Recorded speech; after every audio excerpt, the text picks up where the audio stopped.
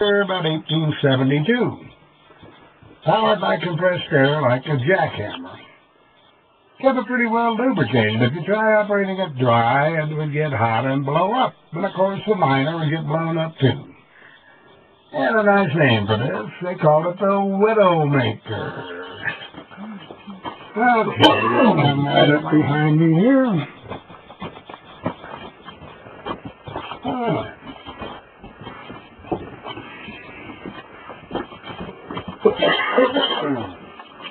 Alright, somebody come in this area if you wish. Like I said, when you get in this area and look up, you can see up there 50 feet. We are 50 feet underground and we're 320 feet back in the mine. Now, in any position in the mine, the miners have one candle each at any one time. Any more than that uses up too much oxygen. Here, if the flame on the candle starts turning blue, time to get out. It'll be methane gas coming in. On this hook, they hang a canary cage with a canary in it, like you see hanging right up there. Canaries breathe real fast. They need more oxygen than humans or most of the birds. If that canary starts having trouble breathing, time to get out. That oxygen's getting weak. Anybody know I tell a male canary from a female canary if they're both in a cage?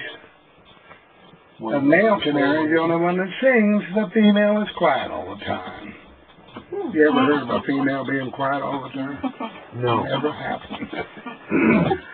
I had a little trouble saying that the other day.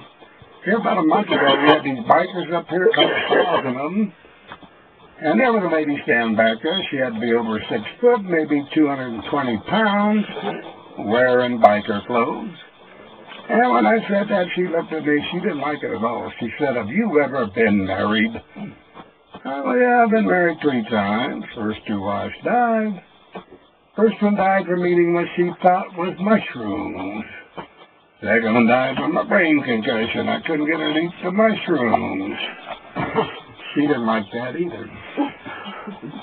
Okay, now if you can imagine 2 people working here with just that much light, and that guy swinging that big hammer behind the other man's head at a 2-inch target, that's a little scary. I'm going to come around that corner and back up either way. Now, you might get a little light from the air shaft, but you also might get a little breeze and blow it out. And, of course, you can even see your hand in front of your face. And the miner didn't have a bit to flick to light that up again. I confused the man when I said that this morning. He said, "Well, what did he use?" I said, "A match," just like I did.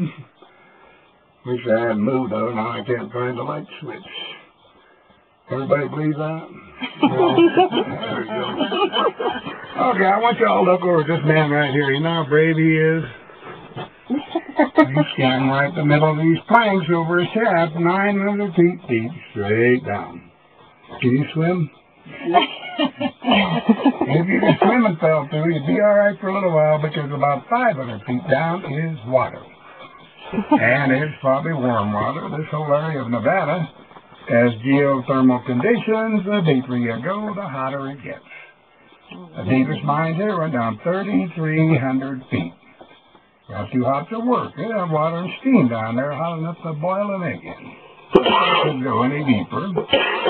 Let me get behind to get to that wall. See, I don't want to stand on those planks. Okay, there's the food back over there as well. Either way. There we go.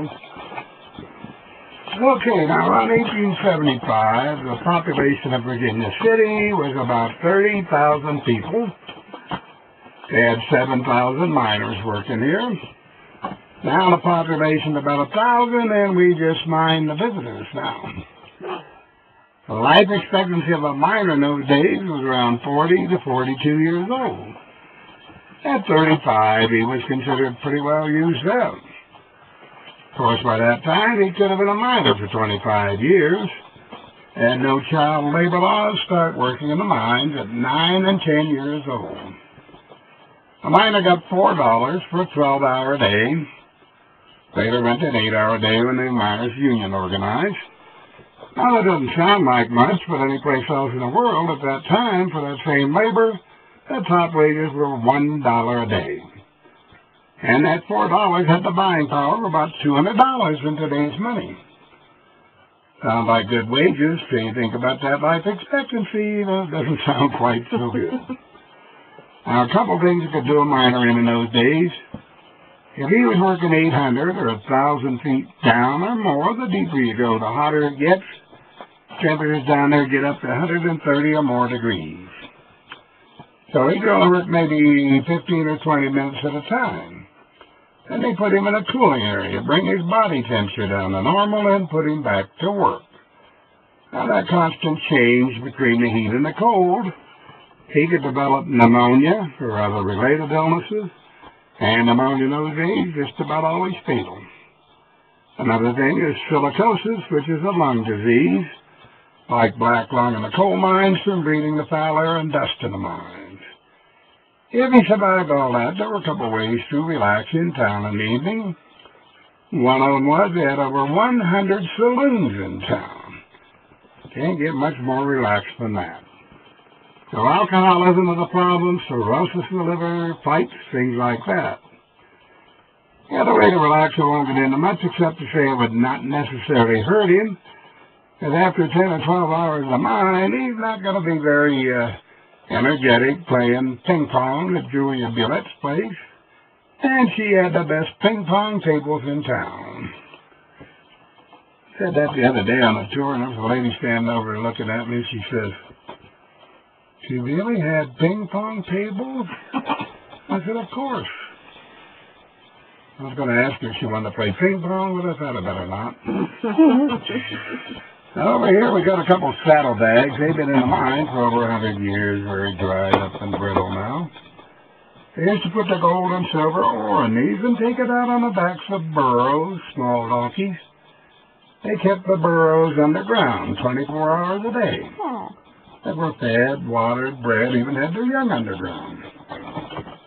They didn't take them on the daylight because they were used to the dark with a candle here and there, like you saw when the lights went out. If they got out in the bright sunlight, they could be blinded. And the ones that were born underground, if you took them out in the daylight one time, they would not go back in the mine.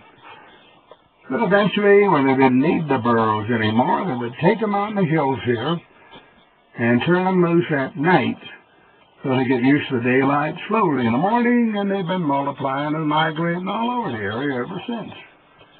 Some of the dumber ones even cross over into California.